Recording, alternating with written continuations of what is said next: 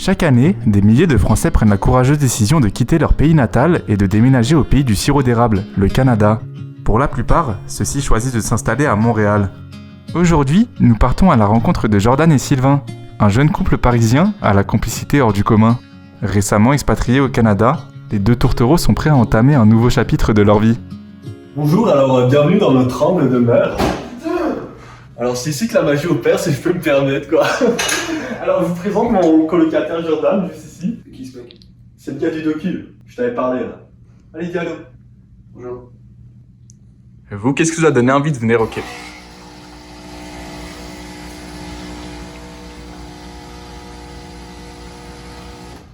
Ressentant une certaine méfiance chez Jordan, notre caméraman Abdul décide de faire connaissance avec lui pour détendre l'atmosphère.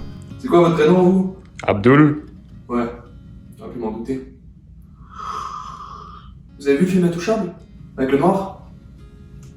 Abdul. Stupéfait par un racisme un peu trop décomplexé de la part de Jordan, Abdul préfère se taire. Petit café club, ça commence bien la journée, ça je peux vous le dire. Hein. C'est quoi, j'ai manqué un truc? Non. Abdul, qu'est-ce qu'il a dit? T'as dit quoi toi? Qu'est-ce que t'as dit? Après un recadrement bien mérité, Jordan s'écarte le temps d'un instant pour reconsidérer ses idéologies politiques un peu trop extrémistes.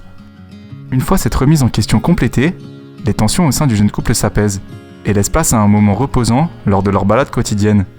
Change pas avec Paris. C'est qu'il y a toujours autant d'immigrants ici. Pas vrai, Abdul?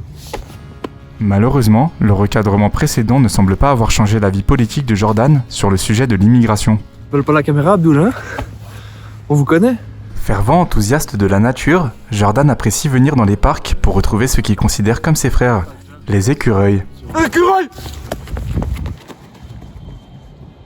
Après avoir été abandonné par sa mère dès son plus jeune âge, Jordan aurait été retrouvé par une famille d'écureuils sur le bas-côté de l'autoroute A36, juste avant la sortie menant à Besançon. Ces écureuils le prirent sous leur aile et l'éduquèrent de leur propre manière. Depuis, Jordan trouve un certain réconfort auprès de ces rongeurs, grimpeurs de taille moyenne. Cette longue et épuisante balade désormais finie, Jordan et Sylvain partent à la découverte des autobus jaunes. Symbole du transport écolier nord-américain, ils les auraient aperçus pour la première fois dans leur film préféré, High School Musical 3. Depuis, ils rêvent de les voir de leurs propres yeux. Sa chanson préférée, il adore. Jordan, ça part aller. Après leur écoute quotidienne de ce chef-d'œuvre cinématographique, les deux tourtereaux s'apprêtent à finalement voir ces fameux autobus jaunes de leurs propres yeux. Ils préparent donc leur sac pour le moment le plus important de leur vie. Et ce, en ne gardant que le nécessaire.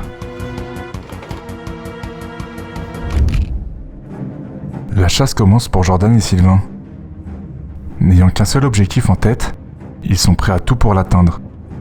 Pour eux, c'est plus qu'une simple découverte, c'est le rêve d'une vie. Allez, dépêche-toi, Abdul!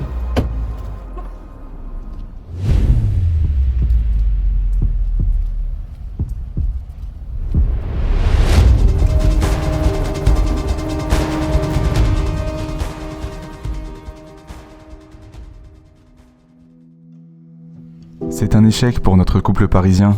Jordan semble dévasté et dévoile pour la première fois son côté sensible en laissant place aux larmes. Sylvain, désemparé par la situation, propose à Jordan d'aller découvrir un autre symbole du capitalisme nord-américain, le géant de la distribution alimentaire, Costco. À peine entré, qu'il n'hésite pas à se mettre dans la peau d'un vrai Canadien, et ce, en dégustant une poutine, puis en rehaussant leur style typiquement parisien. Pour Jordan, c'est sa première fois au Costco. Il est chamboulé par la taille du packaging des produits. Il profite donc des prix avantageux sur les nombreux articles pour faire ses courses hebdomadaires. Son panier désormais rempli, Jordan semble plus enjoué que jamais. On est bien, on est bon, on est bien. C'est une bonne nouvelle. Cette sortie au Costco semble avoir remis un sourire aux lèvres de Jordan. Bon alors, Abdul, tu salives? Je regarde, mais tu peux pas le manger, hein? Malgré de nombreuses épreuves et péripéties au sein de notre couple, Jordan et Sylvain finissent paisiblement leur journée dans le confort de leur foyer en ayant appris davantage sur la culture canadienne.